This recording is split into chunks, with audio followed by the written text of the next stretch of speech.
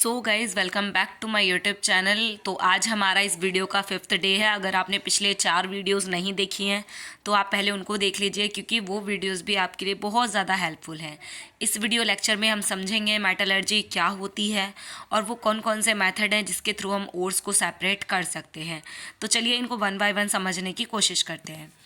तो सबसे पहली चीज़ मैं आपको समझाऊंगी कि जो मेटलर्जी है एक्चुअली वो होती क्या है। तो मेटलर्जी एक ऐसा प्रोसेस होता है जिसके थ्रू आप प्योर मेटल को ऑब्टेन कर पाते हैं किसी उसके ओर से, है ना। यानी जैसे मान लीजिए एल्युमिनियम का ओर है, एल्युमिनियम के ओर से अगर आप एल्युमिनियम को अलग कर देते हैं किसी एक प्रोसेस के थ्रू से, हम कहते हैं मेटलर्जी, ठीक है।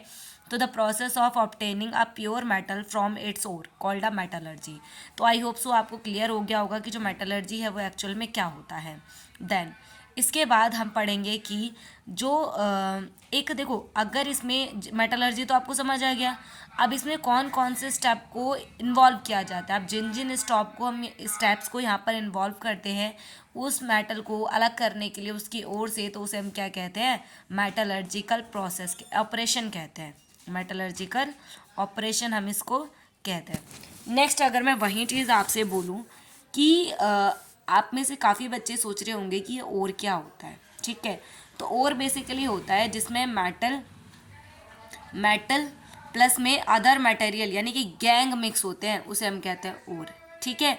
अगर वो और है किस चीज़ के, किसी भी मेटल के, उसके अंदर मेटल होगा प्लस में अदर पार्टिकल्स भी उसके अंदर होंगे, ठीक है। अब नेक्स्ट आ जाओ फटाफट से।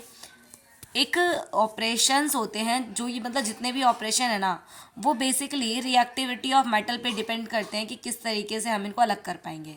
जैसे कि जो मोर रिएक्टिव मेटल हैं जैसे कि sodium, potassium, magnesium, calcium, aluminium, इन सभी को हम अलग करते हैं, मतलब इनको इनके ओर से अलग किया जाता है। कैसे ऑब्टेन करते हैं हम इसको, इलेक्ट्रोलाइसिस के थ्रू ऑफ इट सोल्स और मॉल्टन स्टेट। मतलब जब ये मॉल्टन स्टेट में जाते हैं तो उसमें इलेक्ट्रोलाइसिस प्रोसेस के थ्रू उनको अलग किया जाता है। एग्जाम्पल के लिए सोडियम ऑब्टेन किया जाता है electrolysis of fused sodium chloride से, ठीक है। अच्छा, फ्यूज्ड का मतलब क्या होता है, फ्यूज का मतलब जो मिक्स हुआ हुआ रहता है, सोडियम क्लोराइड के साथ मिक्स रहता है, उससे हम सोडियम को अलग कर लेते हैं। अगला यहाँ पर कुछ मेथड्स को हम पढ़ेंगे जो यहाँ पर मेटल को एक्सट्रैक्ट करने के लिए यूज़ करे जाते हैं। पहला है ओर कंसंट्रेशन। ओर कंसंट्रेशन का मतलब है जहाँ पर ओर की मात्रा ज़्यादा होगी, मतलब जिसमें भी जो मेटल ज़्यादा होगा उसके हिसाब से हम उसको अलग करते हैं। पहला है removal of impurities from the ore is called its concentration. यानी कि जब हम किसी भी मेटल से किसी भी ओर के अंदर से इम्प्योरिटीज़ को अलग करते हैं तो उस प्रोसेस को कहा जाता है कंसंट्रेशन, ठीक है। इसके बाद it carry out by following method. ये बहुत सारे फॉलोइंग मेथड को कैरी करता है। पहला है ग्रेविटी सेपरेशन और हाइड्रोलिक वॉशिंग। अच्छा, इसके अंदर बेसिकली क्या होता है, ग्रेविटी से आपको एक वर्ड समझ आ रहा होगा, शायद इसमें ग्रेविटी कहीं ना कहीं रोल प्ले कर रही होगी। एक है हाइड्रोलिक मेथड वॉशिंग। यहाँ पर कुछ एक हाइड्रोलिक ऐसे करके फैन जैसा लगा हुआ रहता है जो बेसिकली उसको टर्न होता हुआ रहता है। और यहाँ पर क्या होता है, जो लाइटर पार्ट उसको मतलब एक वाटर में एक तरीके से मिक्स कर दिया जाता है और फिर इस हाइड्रोलिक फैन के थ्रू उसको रोटेट किया जाता है। और रोटेट करने पर क्या होता है, जो लाइटर पार्टिकल होते हैं वो ऊपर आ जाते हैं और जो हैवी पार्टिकल होते हैं वो नीचे सेटल हो जाते हैं। और जो लाइटर पार्टिकल होते हैं वो गैंग पार्टिकल होते हैं जो ऊपर आ जाते हैं, और हैवी पार्टिकल होते हैं जो हमारे मेटल के होते हैं वो नीचे सेटल डाउन हो जाते हैं। फिर उनको ईजिली जो हैवी पार्टिकल होते हैं उनको नीचे छोड़ दिया जाता है और जो लाइटर पार्टिकल होते हैं गैंग के उनको निकाल लिया जाता है। अब चलिए इसको देखते हैं यहाँ पे क्या लिखा हुआ है। यहाँ पे लिखा है पावर्ड और is aggregated with a running stem of water. मतलब रनिंग स्टेम, बहते हुए स्टेम के साथ उसको एक साथ मिक्स किया जाता है। जो लाइटर गैंग पार्टिकल्स होते हैं वो taken away from the water.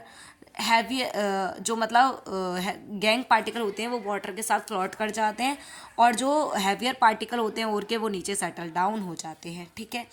Next है आपका फ्रॉथ फ्लोटेशन मेथड प्रोसेस। इसके अंदर बेसिकली क्या होता है, this method is generally use for concentration of sulphide ore. मतलब बेसिकली सल्फाइड ओर को सेपरेट करने के लिए हम इसका यूज़ करते हैं। और ये जो प्रोसेस है इसमें क्या होता है कि पावर्ड ओर को पुट किया जाता है एक टैंक के अंदर जिसके अंदर मिक्सचर ऑफ वाटर होता है और प्लस में क्या होता है, प्योर ऑयल होता है, ठीक है। मिक्सचर ऑफ वाटर प्लस में क्या होता है, प्योर, और पाइन ऑयल इसके अंदर होता है जो कंपोस्ट करता है, जिसके अंदर एयर को ब्लो करवाया जाता है इस मिक्सचर के अंदर। देन इट गेट एग्रीटेड, उसके बाद ये एगेटेड फॉर्म फ्लॉट। मतलब ये जो फॉर्म मतलब एक झाग बनाता है, और जो ओर होते हैं वो इन झाग के साथ स्टिक हो जाते हैं, चिपक जाते हैं।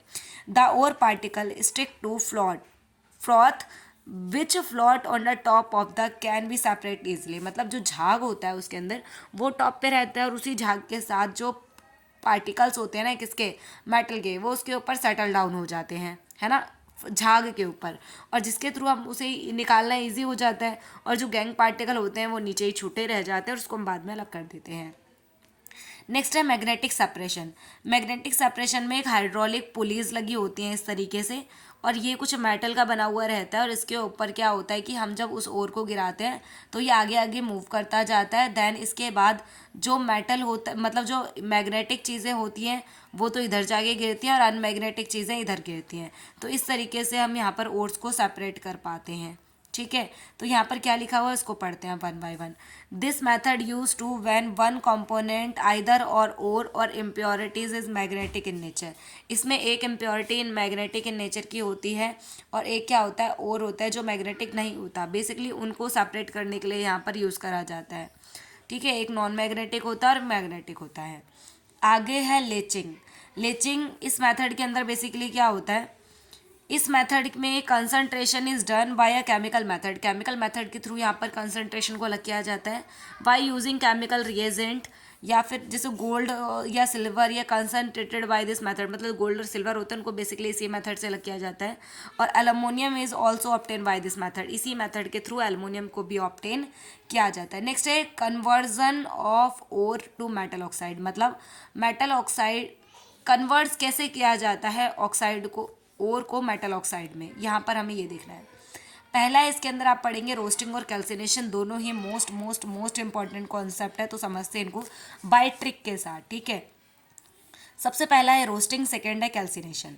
अब रोस्टिंग में सबसे पहले क्या आता है, रोस्टिंग में ओ पहले आ रहा है, रोस्टिंग में ओ आप देख पा रहे हैं पहले आ रहा है, इसका मतलब ये ऑक्सीजन इसमें ज़्यादा अमाउंट में होती है।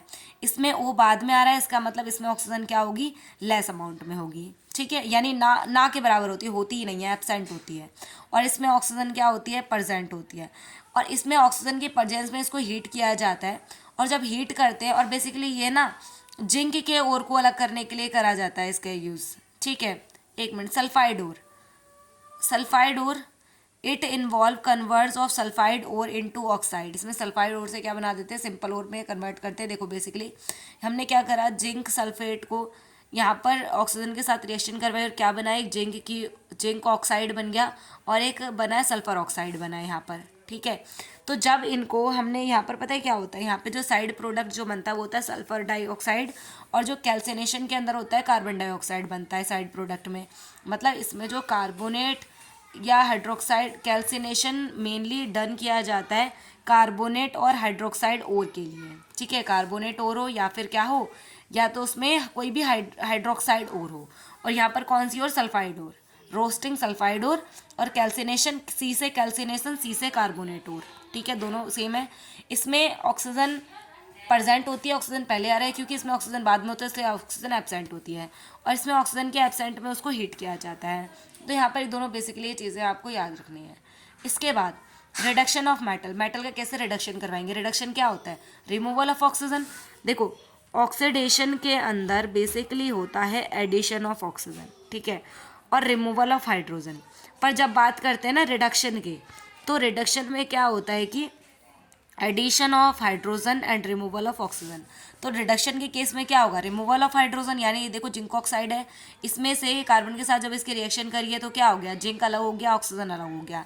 तो the metal oxide are then reduce to corresponding metal by using suitable reducing agent. यहाँ पर कार्बन एक रिड्यूसिंग एजेंट का काम कर रहा है, जिसकी वजह से ऑक्सीजन क्या हो गया, यहाँ पर रिड्यूस हो गया। ठीक है, फिर यहाँ पर क्या करते हैं, इसको हीट करते हैं बेसिकली। तो इसमें यह है रिडक्शन मेथड में। नेक्स्ट है रिफाइनिंग मेटल। रिफाइनिंग में क्या है, हम उसको बेसिकली रिफाइन करते हैं, अलग करते हैं। यहाँ पे क्या लिखा है, the metal production by various reduction process. यहाँ पर जो मेटल प्रोडक्शन है बहुत सारे रिडक्शन प्रोसेस के थ्रू करा जाता है। Describe above are not very pure, मतलब यहाँ पर जो चीज़ें होती है वो पूरे तरीके से प्योर नहीं होती। दे कंटेन इम्प्योरिटीज़, ये इम्प्योरिटीज़ को कंटेन करता है, which must be removed to obtain pure metal, जो कि जो इम्प्योरिटीज़ को प्योर मेटल से अलग करना पड़ता है, और जो most widely use method for refining impurities metal is electrolytic refining. यहाँ पर जो बेसिकली रिफाइनिंग के लिए यूज़ करा जाता है वो है इलेक्ट्रोलाइटिक रिफाइनिंग मेथड। देन इसके बाद कोरोजन क्या होता है। कोरोजन अगर आप सिंपल वे में समझने की कोशिश करें तो एक लाइन को ध्यान से सुनो। क्या है, वैन आयरन, यानी जब आपका आयरन रिएक्ट करता है एयर, वाटर और मॉइस्चर के साथ, एयर, वाटर और मॉइस्चर के साथ, तो ये बनाता है रेड कलर ऑफ सब्सटेंस या ब्राउन कलर ऑफ सब्सटेंस। और इन्हीं ब्राउन कलर ऑफ सब्सटेंस को हम क्या कहते हैं, इन्हीं ब्राउन कलर ऑफ सब्सटेंस को हम कहते हैं रस्ट। और ये जो रस्ट है ना, रस्ट और ये जो प्रोसेस है इसका, उसे हम कहते हैं रस्टिंग ऑफ आयरन। ठीक है, और ये एक स्लो प्रोसेस है। और जो कोरोजन है ना, यानी रस्टिंग ऑफ आयरन, ये एक ऑक्सीडेशन रिएक्शन ही मानी जाती है। और यहाँ पर जो फॉर्म होता है रेड कलर ऑफ सब्सटेंस, उसका फॉर्मूला है Fe2O3, यानी फेरिक ऑक्साइड इसका फॉर्मूला होता है। और इसे ही हम क्या कहते हैं, रस्ट कहते हैं। क्लियर है, आपका साथ के साथ चीज़ों को नोट भी करते जाइए। आगे देखो, यहाँ पर क्या लिखा हुआ है कि the wasting away metals layer by layer due to formation of metal compound on the surface called corrosion. यहाँ पे बोल रहा है कि एक बेस्टिंग मेटल जब मतलब बेकार हो जाता है तो उसके ऊपर एक लेयर बाय लेयर कुछ चीज़ फॉर्म होने लग जाती है, जो मैंने आपको बताया ना रस्ट, ये वही चीज़ है। और उसी प्रोसेस को क्या कहते हैं, कोरोजन कहते हैं। सम एग्जाम्पल, जैसे कि यहाँ पे कुछ एग्जाम्पल दे रखे हैं of corrosion are rusting of iron, formation of a green layer. Green layer किस पे चढ़ती है, कॉपर पे, यानी कॉपर में जो कोरोजन लगती है वो बेसिकली ग्रीन कलर की लगती है। ठीक है, और अगर मैं आपसे पूछूं कि जो आयरन होता है यानी मेटल Fe होता है, Fe में जो कोरोजन होता है वो रेडिश ब्राउन कलर की होती है, कॉपर में होती है ग्रीन कलर की, सिल्वर में होती है लगभग ब्लैक कलर की। यहाँ पर लिखा है क्या, टर्निशिंग ऑफ सिल्वर, सिल्वर के अंदर टर्निशिंग। यहाँ पर बोल रहा है जो कोरोजन मेटल है कैन बी प्रिवेंटेड, आप कोरोजन से मेटल को प्रिवेंट कर सकते हो। किस किस मेथड के थ्रू, पेंट के थ्रू, ग्रीसिंग के थ्रू, गैल्वेनाइजेशन एक ऐसा प्रोसेस होता है जिसके थ्रू आप किसी भी मेटल के ऊपर, यानी बेसिकली लोहे के ऊपर, आयरन के ऊपर आप एक जिंक की लेयर चढ़वा देते हो, जिसकी वजह से वो कोरोजन से प्रोटेक्ट रह पाता है, तो वो मेथड है गैल्वेनाइजेशन। देखो लिखा भी है कोटिंग टू जिंक। नेक्स्ट है इलेक्ट्रोप्लेटिंग या फिर अलॉइंग, इसका एक मेन सॉल्यूशन है जिसकी वजह से कोरोजन नहीं लगता। अब इसके बाद आगे चलते हैं। नेक्स्ट है आपका अलॉय। अलॉय क्या होता है, जब आप एक से ज़्यादा मेटल या नॉन मेटल को कंबाइन कर देते हैं तो वो बनाता है अलॉय, यानी मिक्सचर ऑफ मेटल या non metal are called alloy.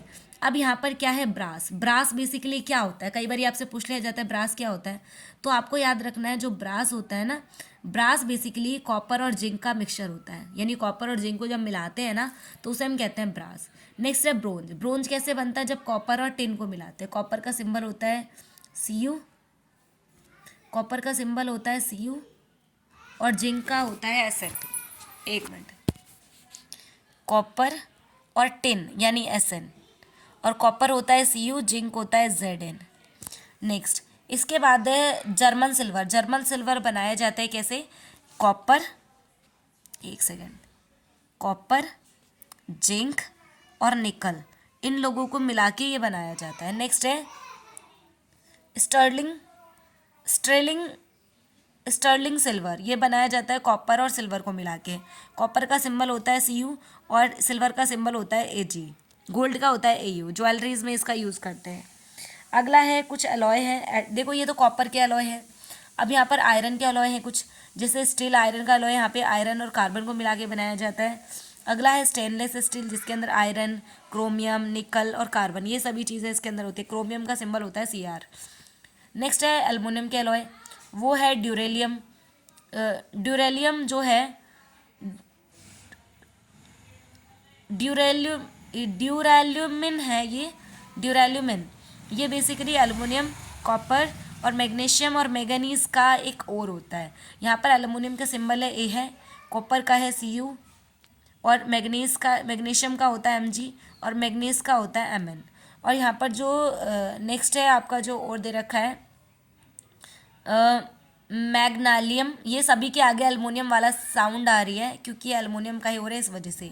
Aluminium और मैग्नीशियम, देखो आपको इसमें पहचानने में ज़्यादा दिक्कत नहीं होगी क्योंकि सब में ना एल्यूमिन करके आ रहा है। ठीक है, एक है एल्निको। एल्निको बेसिकली थोड़ा सा अलग है, इसमें भी ए एल शुरू वाला वर्ड आ गया है, जो एल्युमिनियम वाला ए एल है वो इसमें दिख रहा है आपको, ठीक है। इसमें क्या है, एल्युमिनियम, निकल और कोबाल्ट और आयरन ये इसके अंदर मिक्स रहते हैं। इसका यूज़ मैग्नेट बनाने में करते हैं, और जो ये है ना मैग्नेलियम, इसका यूज़ करते हैं एरोप्लेन के पार्ट्स बनाने में। अगला है लेड का एलॉय, क्या है वो है सोल्डर, जिसमें लेड और टिन मिले हुए रहते हैं। लेड होता है पीबी और टिन होता है यहाँ पर एसएन, ठीक है। नेक्स्ट है निकल का जो एलॉय है वो होता है नाइक्रोम। नाइक्रोम की वायर बनाई जाती हैं, जो कि बेसिकली आपके हीटर, मतलब जो भी वार्निंग चीज़ें होती हैं, जैसे आपने हीटर देखा है उसके अंदर कुछ वायर लगी होती है जो जलने लग जाती है बहुत ज़्यादा हीटअप होने पे, तो वो नाइक्रोम की वायर होती हैं।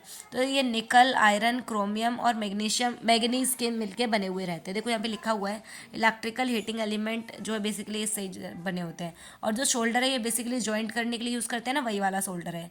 नेक्स्ट है मरकरी के एलॉय को कहते हैं अमलगम, और इसमें होता है मरकरी, जिंक, टिन या जिंक, ये सब चीज़ें इसके अंदर हो सकती हैं।